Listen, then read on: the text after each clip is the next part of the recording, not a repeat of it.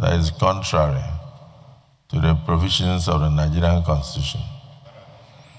And once you make that law, it is null and void to the extent of the inconsistency.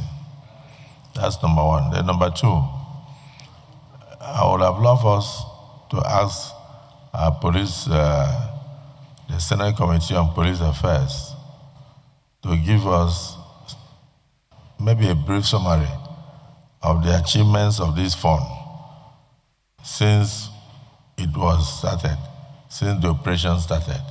So we know whether they were actually used for the benefit of the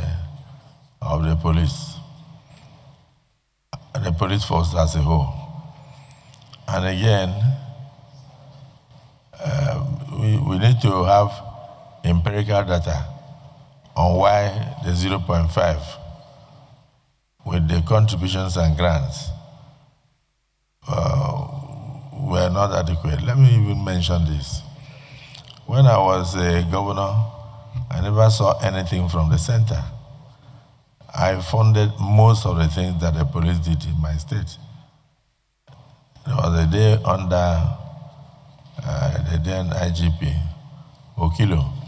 I gave them 350 jeeps, 4 armored personnel carriers, and I bought a lot of platforms, what I call platform, these maritime boats for the police, and it was many governors were doing the same because of the kind of insecurity that we faced at that time. So sometimes you stay in a year, you don't get anything from the center. So if we consolidate these funds into the center, and at the end, they are not distributed, or equipments are not distributed to the states, so what is the purpose of increasing it?